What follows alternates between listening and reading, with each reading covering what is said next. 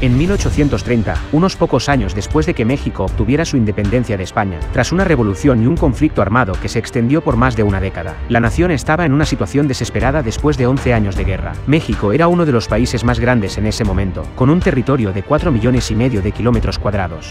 Por su parte, Estados Unidos acababa de adquirir los territorios de Luisiana a Francia y las Floridas a España, pero aún soñaban con extender sus territorios hasta el Pacífico. En 1836, una multitud de independentistas tejanos se sublevaron en la antigua misión de El Álamo y declararon la independencia de Texas. Allí comenzaría un conflicto que duraría más de 10 años y que terminaría con la pérdida de más de la mitad del territorio de México a manos de los Estados Unidos, un evento que ha marcado a México más que casi cualquier otro en su historia.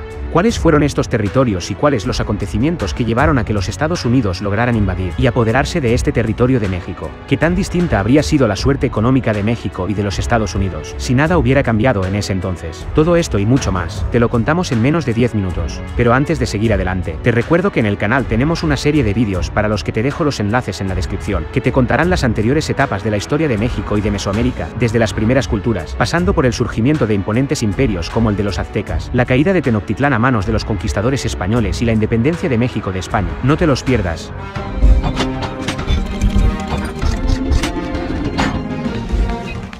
Antes de que nos adentremos más en esta historia, no olvides suscribirte al canal y dejarnos un like, para que este vídeo pueda servirle también a mucha más gente, y para que no te pierdas nuestras publicaciones semanales. El Tratado Guadalupe Hidalgo, firmado el 2 de febrero de 1848, fue el que determinó la actual frontera entre México y los Estados Unidos. Sin embargo, la campaña de rapiña había comenzado 12 años antes, en 1836, con la separación de Texas del territorio mexicano. Si retrocedemos hasta 1830 y miramos el mapa de esa época, podemos ver un México con una extensión territorial mucho más importante que la actual. La nación recién independizada, tras 11 años de conflicto armado, estaba sumida en un caos. Los revolucionarios no establecieron planes ni pautas, por lo que las luchas internas por el control del gobierno continuaban. México enfrentó las amenazas de rebeliones internas emergentes y de la invasión de las fuerzas españolas desde su base en la cercana Cuba. El gobierno tuvo que enfrentar una continua inestabilidad y no estaba preparado para lidiar con un conflicto internacional como el que se le avecinaba con los Estados Unidos. Pero vayamos mucho más atrás en la historia, para analizar lo que venía pasando en los Estados Unidos. En 1763, una década anterior a la del comienzo de la Revolución estadounidense, el gobierno británico suscribió un acta que establecía un límite a lo largo de las montañas Apalaches, y se instituyó que ningún colono angloamericano podía establecerse al oeste de esta línea. El Imperio Británico trataba por un lado de evitar despertar la violencia de los nativos, combinada con la resistencia de los colonos franceses de las tierras recientemente adquiridas a Francia. Y por otro lado, vio la expansión hacia el oeste como una amenaza, ya que permitiría la independencia económica de los colonos a través de la agricultura comercial. Los colonos ignoraron completamente la proclamación y comenzaron a establecerse más allá de la frontera. Estos colonos, en 1776, declararían su independencia de Gran Bretaña y comenzarían su propio país, los Estados Unidos de Norteamérica. Y desde ese momento, se aceleró la expansión hacia el oeste, en medio de masacres masivas de nativos americanos. El objetivo de alcanzar la costa oeste se debió principalmente a la iniciativa gubernamental del presidente Thomas Jefferson, tras la compra de Luisiana en 1803. En algún momento, la expansión hacia el oeste llegó hasta las fronteras con México. Estamos a mediados del siglo XIX y los Estados Unidos tenían 27 estados y varios territorios en el oeste, pero el país aún no se extendía de un mar a otro. En este punto, es en el que comienzan a toparse con el recientemente independizado México. Y todo empieza en Texas, en la zona norte de México, poblada por grupos de nativos americanos que habían estado viviendo allí durante siglos, y nada tenían que ver con los Estados Unidos o con México. Hacia 1823, la corona española, luego de haber tenido que ceder Florida a los Estados Unidos, a cambio de conservar Texas, había otorgado facilidades a los estadounidenses para emigrar a ese estado. Cuando México se independiza de España, en Texas la relación entre estadounidenses y mexicanos era de 10-1. Los colonos se instalaron en esas tierras rápidamente, obsesionados por la expansión hacia el oeste. Con ellos además llevaron esclavos para trabajar la tierra. En 1829, el representante de Estados Unidos en México, Joel Poinsett, ofrece al gobierno mexicano comprar el territorio de Texas por 5 millones de pesos, pero la oferta es rechazada. En ese mismo año, México decreta formalmente la abolición de la esclavitud en su territorio. Los inmigrantes de Texas no mostraban ningún interés en seguir formando parte de México, y comenzaron a presionar fuertemente sobre el gobierno mexicano.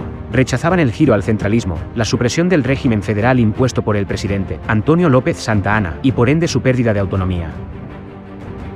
En 1835, Texas solicita su separación del estado de Coahuila. En ese mismo año, colonos esclavistas de Texas se rebelan contra el gobierno mexicano, y Santa Anna encabeza la campaña militar contra los rebeldes. Esto obligó al Ejecutivo mexicano a crear un ejército únicamente destinado a sofocar estas rebeliones, el llamado Ejército de Operaciones de Texas. En marzo de 1836, aprovechando la inestabilidad que afectaba al país, en San Antonio de Bexar, Texas proclama su independencia de México. Luego, una milicia de secesionistas tejanos, en su mayoría colonos estadounidenses, comienzan un asedio de 13 días que culmina en un conflicto militar crucial en la Revolución de Texas, la Batalla del Álamo. Luego, 1.500 soldados mexicanos marcharon a San Antonio de Béjar como el primer paso en una campaña para retomar Texas. En la madrugada del 6 de marzo, derrotaron a los secesionistas. Todos los beligerantes en favor de la República de Texas murieron. Esto dio inicio a lo que luego terminó convirtiéndose en una leyenda para los propios estadounidenses, que con el paso del tiempo se ha ido engrandeciendo. Inspiró también en ese momento a muchos colonos tejanos a unirse al ejército de Texas, animados por el deseo de venganza. Poco tiempo después, los Estados Unidos aumentaron su presión sobre el gobierno mexicano para que les vendiera los territorios de Nuevo México y la Alta California, a lo cual México se negó tajantemente. Ante este rechazo, el gobierno estadounidense alienta el incremento de la inmigración ilegal al territorio que querían conseguir, y permite que se dé un ambiente hostil hacia México en la prensa estadounidense.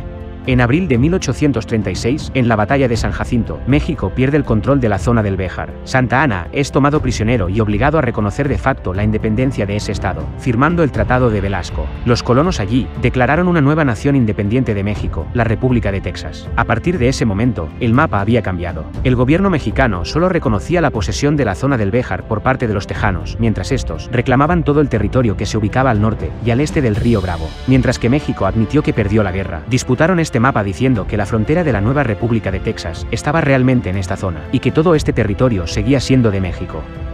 En 1845, Texas se convierte en el 28º estado de los Estados Unidos, y la disputa por estos territorios pasa a ser un altercado entre los Estados Unidos y México. Luego, ambos países habían reconocido esta zona en disputa como parte del estado mexicano de Coahuila. Poco tiempo después, la administración estadounidense se dispuso a adquirir Nuevo México y Alta California. Las autoridades federales mexicanas se negaron una vez más a vender su territorio a los estadounidenses, decisión que colocó al país en un punto de no retorno en la senda de la guerra. Cuando James Polk asume la presidencia de los Estados Unidos, en marzo de 1845, tenía una lista de 4 cosas importantes que quería lograr. Una de estas era lograr anexar California a los Estados Unidos y de esta forma extender el territorio del país hasta el Pacífico. Si bien Estados Unidos había colonizado partes del territorio de Oregón, todavía allí estaba compitiendo con los franceses y los británicos, y en realidad todavía no lo poseían. Si bien Oregón también estaba en la lista de Polk, primero estaba California. Trató de comprar California a México por $25 millones, y México se negó. Entonces Polk decide hacer un movimiento increíblemente sucio.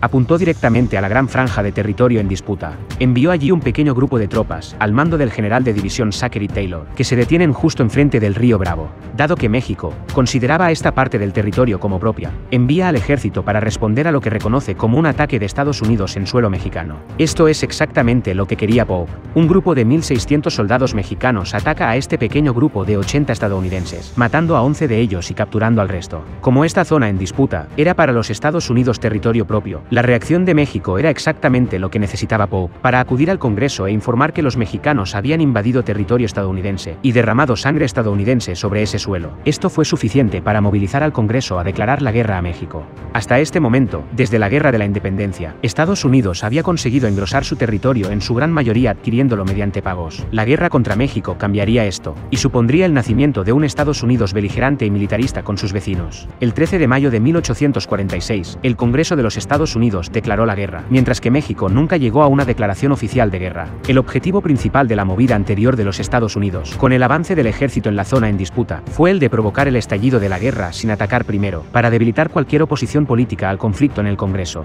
Este enfrentamiento se da con un México mal preparado, con revueltas internas y una potencia emergente que busca expandirse cada vez más. No obstante, James Polk había planteado un conflicto limitado, que durara lo justo e infligiera el daño suficiente para obligar a México a comprar la paz, cediendo los territorios de Nuevo México y Alta California. En total, la guerra duraría aproximadamente 15 meses, y aunque la resistencia mexicana fue relevante en algunos enfrentamientos, lo cierto es que las victorias norteamericanas se sucedieron casi sin interrupción hasta el final. Estados Unidos ganó fácilmente esta guerra y lo hicieron con bastante rapidez. Hubo críticos de esto en ese momento, como Abraham Lincoln. Toda esta guerra se inició y se libró a placer del presidente Polk. La estrategia estadounidense a nivel militar se basó en atacar en diversos frentes. La República de México no estaba preparada para la guerra. El caos fue tal que las autoridades mexicanas se vieron obligadas a llamar de nuevo al general Santa Anna, exiliado en Cuba desde la independencia de Texas, para dirigir sus fuerzas. El ejército estadounidense lanzó 3 operaciones principales. La operación sobre la Alta California, desde junio de 1846 hasta enero de 1847. La operación sobre Nuevo México, desde agosto de 1846 hasta febrero de 1847. Y la operación sobre Ciudad de México, continuando la ruta de Texas, desde mayo de 1846 hasta febrero de 1847. Estas operaciones estaban a su vez apoyadas por 2 campañas navales, que se encargaron de tomar primero los puertos de Alta California, y tiempo más tarde el puerto de Veracruz, en abril de 1847. Esta última propició el avance sobre Ciudad de México, que culminó con la caída de la capital y la derrota final de México. Para marzo de 1847, luego de que los estadounidenses lograran una victoria tras otra en muy poco tiempo, la resistencia en Alta California, Nuevo México y Texas había finalizado. La batalla de Chapultepec fue el último intento desesperado de Santa Anna de acabar con los estadounidenses. En el cerro y castillo de Chapultepec había un colegio militar con alrededor de 100 alumnos y 800 soldados, de diferentes batallones del ejército mexicano. Chapultepec estaba comandado por el general Nicolás Bravo, uno de los héroes de la independencia. En septiembre de 1847, las tropas estadounidenses, al mando del general Winfield Scott, asaltaron la fortaleza con la ayuda de un importante despliegue artillero. La resistencia mexicana fue decayendo hasta que el día 14 de septiembre, Santa Anna y sus tropas abandonaron el lugar. Ese mismo día, el general de división Scott entraba triunfante en la capital de México. Las operaciones militares entre ambos ejércitos habían llegado a su fin. Scott se convirtió en gobernador militar de la Ciudad de México.